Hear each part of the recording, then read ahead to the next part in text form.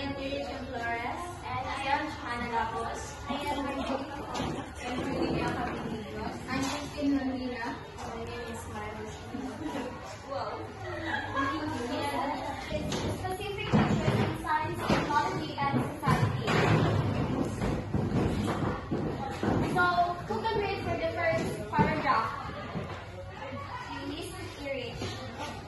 Today's society is highly modernized and technology-driven, allowing information to be shared quickly and accurately in major areas such as communication, economics, industry, health, and environment. While technology brings many benefits, rapid information growth also comes with drawbacks. So today, our world uses a lot of modern technology, including mobile phones, mga computers, and sa agriculture is mga high-tech na pwede natin gamitin para mas mapadali ang buhaton. So, this affects many parts of our life, how we talk to each other, so how we ang business work, and how doctor treats patients, and how we take care of the environment. So, ang technology kahon gives us many advantages, but the fast spread of information is also have some problems. For example, it's mga confusing din ako ng mga viral, mga information na tapos mga viral din siya. And siya maka-confuse ng mga tao and mag-lead siya o problem. The next is second paragraph. You can read. Smart. Information designed as managed, communicated, or obtained is essential for human survival. The information age, also known as the digital age or new media age, began in the late 20th century when information became easily accessible through computers and networks. So, information means the knowledge we learn or share. So, it is very important for us mga people na need information to make decisions or to survive. Kaya di ba karon hindi naman comfortable na kita mag-use sa cellphone. Like, pag matangin natin sa morning, is nakita natin sa cellphone, or di na maratong mag-existence is na-rely na natin sa technology. Then, the information age is also called the digital age. So, we started in the late 1900s when computers and the internet became common. So, during this time, information became easy to find, share, and because of technology. So, ang katong mga information karon sa mga dali na lang kita karon sa panahon because of technology. The next is, ako na nabasa. James R. Messenger's Theory of the Information Age, 1982, explains that this era is defined by interconnected computers communicating in real time. It is driven by convenience and user-friendly technology, which increases people's dependence on these systems. So, si James R. Messenger, so siya ang previous messenger. Siya ang video. So, si James R. Messenger, siya nag-ingod na information age is a time when computers are connected and share information technology. Si James R. Messenger ang gaingod. So, technology is made to be easy and convenient, which makes people rely on it and move in their daily life. So, kita mga people is yung sa nasa computers, kita ng mga people na nowadays, mas more on longer, rely na lang sa technology, which is true. The next slide.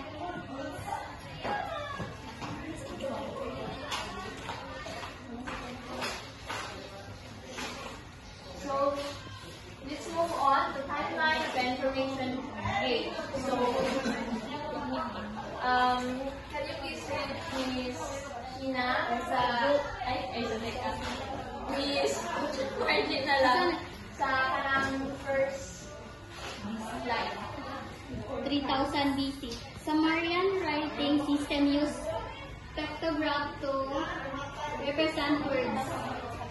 So, in 300 BC, which means BC is for before Christ era. So, Sumerian is like, when you say Sumerian, it is a ancient civilization or ancient Mesopotamian people. Sila ang nag-create sa mga kananitang history na ilan ang ginakarta nila sa mga clay tablets.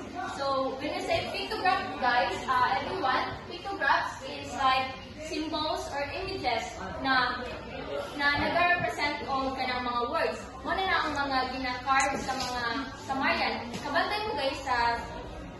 sa una guys, kana sa Egypt. Even now, makakita mo itong mga kanito ginapangungkit sa mga langot sa cave or even nag-exist ganit nakakita ng mga clay tablets na ilang ginasulat in sa museum. So next, we have 2,900 before Christ, beginning of Egyptian hieroglyphic writing. So hieroglyphic writing is ancient Egyptian writing.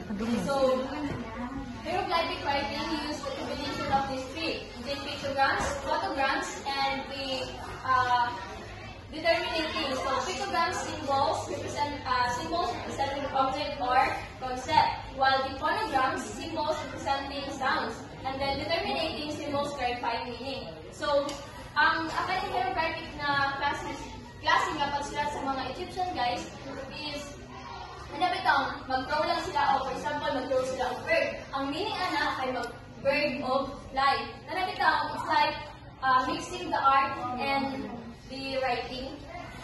Next, we have 1,300 before Christ. Turtles, shell, and oracle bones writing were used. So, very common siya in China, guys. This is very common during the Shang Dynasty.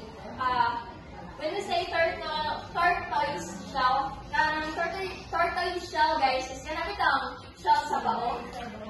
Makaalam ka nga, ang kanang shell din nila, kanang very, nila sila kanang use kaya sa una sa Shang Dynasty.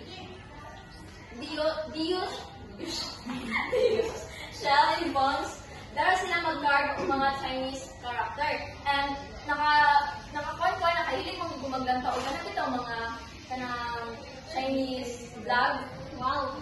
Yes! Ladies ka pala?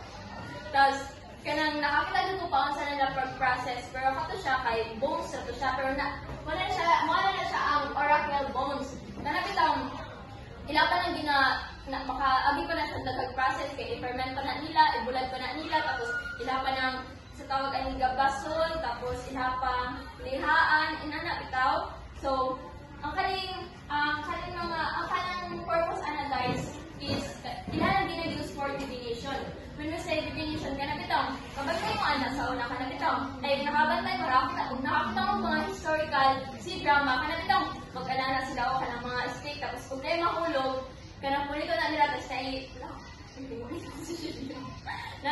nanay mga sulat na to, test. Muna daw to, kaya for example, ang buwan kanila, tapos sinalahan na sila sa mga sa tawag kaning mga upaw, gani.